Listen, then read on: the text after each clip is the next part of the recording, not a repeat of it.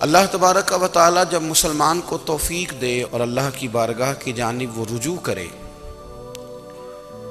تو پھر اس کا رویہ یہ ہونا چاہیے کہ اس کی توجہ ہو اللہ کی جانب۔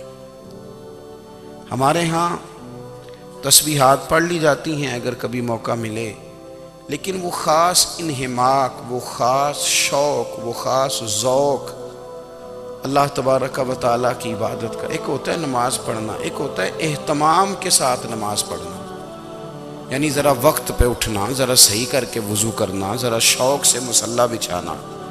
ایک ہوتا ہے تسبیح پڑھ لینا اور ایک ہوتا ہے ذرا تھوڑا سا نا شوق کے ساتھ اللہ کو یاد کرنا۔ آپ کبھی جو میں نے آیت کریمہ پڑھی اس کی آپ شان نزول دیکھیں، نبی کریم صلی اللہ تعالیٰ علیہ وسلم کے نا کچھ صحابہ اللہ کی محبت کے شوق میں حضور کی بارگاہ میں حاضر ہوئے اور انہوں نے آ کے عرض پتہ کیا کیا؟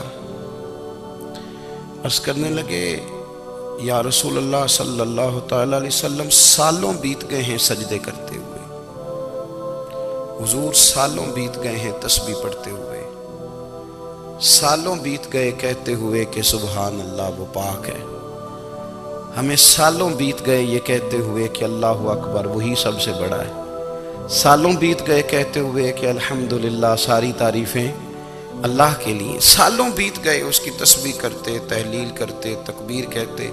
حضور اب نہ ہمارا اپنے رب سے ملنے کو جی چاہتا ہے، کبھی اے حقیقت منتظر نظر آنا لباس مجاز میں، لاکھوں سجدے تڑپ رہے ہیں میری جبین نیاز میں۔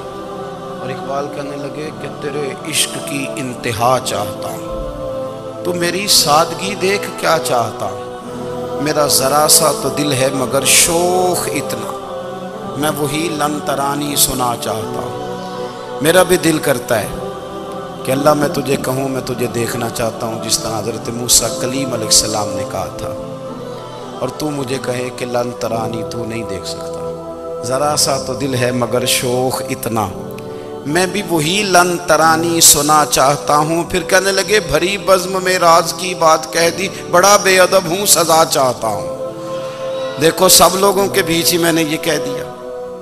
میرے عزیز صحابہ نا شوق میں، کتنے سارے لوگ ہیں آپ، کتنی ماشاءاللہ بڑی تعداد میں آپ آئے، ہم بھی کبھی اس شوق میں گئے ہیں کہ ہمارے رب کو دیکھنے کو دل چاہتا ہے، ہمارا جی چاہے وہ کبھی ہمیں ملے، ہم کبھی اس کی زیارت کریں، اس کی بارگاہ کرم میں ہم حاضر ہوں۔ صحابہ نے عرض کیا یا رسول اللہ صلی اللہ تعالی وسلم ہمارا رب کہاں ہے؟ ہمارا نا اپنے رب کو دیکھنے کو جی چاہتا ہے۔ جب صحابہ نے یہ عرض کیا تو اللہ نے قرآن مجید نازل کیا، فرمایا وَإِذَا سَأَلَكَ عِبَادِي عَنِّي فَإِنِّي قَرِيبٌ۔ محبوب جب میرے بندے آپ کی بارگاہ میں آ کے میرے بارے میں پوچھے نا تو ان سے کہہ دینا میں ان کے قریب ہی ہوں، قریب ہی ہوں۔ دلیل کیا ہے؟ آئی اذا دان، یہ جب بھی مجھ سے دعا مانگیں گے میں ان کی دعاؤں کو قبول فرماؤں گا، میں ان کے قریب ہوں، میں ان کے قریب ہوں۔ یہ جب بھی دعا مانگیں گے نا میں قبول کروں گا، میں ان کے قریب ہوں۔ اللہ تبارک و تعالیٰ کے بندے اللہ سے محبت کرتے، رب کی بارگاہ میں جھکتے، اس کو اپنے دکھ سناتے، اس کے پیارے محبوب صلی اللہ تعالیٰ علیہ وسلم کا وسیلہ لے کے اس کے حضور حاضر ہو جاتے، پیشانیاں سجدوں سے روشن ہوتی۔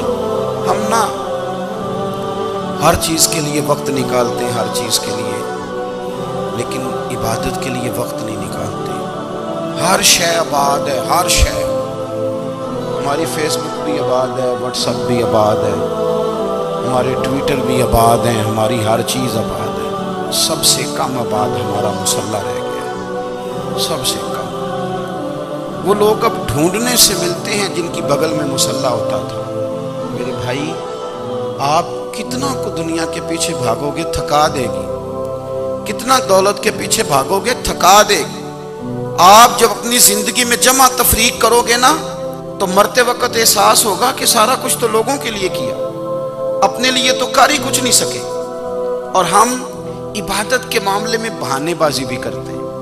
हम कहते हैं ओहो रिस्क कमाना भी तो इबादत ही है ना, तो मैं हलाल रोज़ी के लिए जा रहा हूँ, ये भी तो इबादत है ना। मेरी तरह के लोग कह देते हैं कि मैं सवेरे उठ के मदरसे में कुछ असबाक देखता हूँ तो ये भी तो इबादत है। मैं बयान करने के लिए मुताला करता हूँ तो ये भी तो इबादत है ना। इतने इतने लंबे सफ़र करके मुल्क में दुनिया में घूमता हूँ तो ये भी तो मैं इबादत ही कर रहा हूँ। अब स्पेशल नफलों के लिए वक्त किस तरह निकले, स्पेशल करके तस्बीह मैं कैसे चलाऊँ, मैं सारा कुछ हम बहाने बना लेते हैं ना। मेरा सवाल ये है कि ये सारी बातें सहाबा को, नबी करीम को, दीगर लोगों को भी तो पता थी ना। लेकिन आप गौर तो करें, 23 साल हुजूर को वक्त मिला, मुख्तसर वक्त ज़ाहिरन तबलीग करने के लिए। पूरी दुनिया में दीन भी फैलाना है। घर में 11 अज़वाज है, 4 बेटियां हैं, उनकी औलादें, सारे काम काज भी देखने। लेकिन सैयदा तैयबा ताहिरा हज़रत आयशा सिद्दीक़ा रज़ी अल्लाह ताला अन्हा फरमाती हैं सारा दिन तबलीग करते, हर गुलाम के दुख सुनते, घर में आते तो अपने घर वालों का ख्याल करते, काम में हमारा हाथ बटाते। कुर्बान जाऊं, कहती हैं ज़माना सारा सो जाता लेकिन आमना के लाल मुसल्ला बिछा लेते। दुनिया सो गई सारी, सब सो गए, जो खुदाम थे, वो जो गुलाम थे, वो सो गए। सही मुस्लिम में लफ्ज मिलेंगे, सैयदा पाक फरमाती हैं ओ मेरे नबी के गुलामों, मैंने ये रंग भी देखा है कि हुजूर ने इतना खड़े रहे, इतना क़याम किया, इतना क़याम किया कि मुक़द्दस पैरों में वरम आ गए, सूज गए पैर। इतने बड़े दिल पे हाथ रख के नहीं बता सकता कि मेरे कभी नमाज में पैर सूज गए, कोई नहीं बता सकता। बच्चों की रोटी कमाते थक गए, बात अलग है। हम सैर करने गए तो थक गए, बात अलग है। लेकिन इबादत में ये भी तो मुस्लिम शरीफ है ना, ये भी तो दीन है ना, ये भी तो हुजूर की सुन्नत है, ये भी तो वो चीज़ है जो करीम की आंखों की ठंडक है। सैयदा फरमाती है पैरों में वरम आ गए। सारी रात ही हुजूर ने नमाज पढ़ी और एक ही आयत बार बार दोहराई। मस्जिद नबी में बिलाल हबशी ने फजर की अजान दे दी और हुजूर अभी मुसल्ले पे थे। करीम फारिग हुए, मैंने अर्ज की या रसूल अल्लाह सल्लल्लाहु अलैहि वसल्लम, आपके तो सदके अल्लाह अगले पिछलों के गुनाह माफ करेगा, तो आप इतनी आहोजारी क्यों फरमाते हैं? आप तो शफी हैं, आप तो अंबिया के इमाम हैं। तो हुजूर ने फरमाया आयशा तुमने गिनवाया है ना मेरे अल्लाह की मुझ पर कितनी रहमत है। अफला अकूना अब्दन शुकूरा, फरमाया अगर उसने इतनी नेमतें दी हैं तो क्या मैं उसका शुक्रगुजार बंदा ना बनूं? मैं शुक्रगुजार बंदा ना बनूं उसका? फिर अगर इतनी नेमतें उसने दी हैं, मुझे इतना नवाजा है, तो फिर मैं उसके सामने सजदे ना करूं? ओ मेरे भाई, बड़े काबिल फ़ख्र लोग हैं हम कि हम नबी पाक के गुलाम हैं। हम काबिल फ़ख्र हैं कि नबी करीम के गुलाम हैं।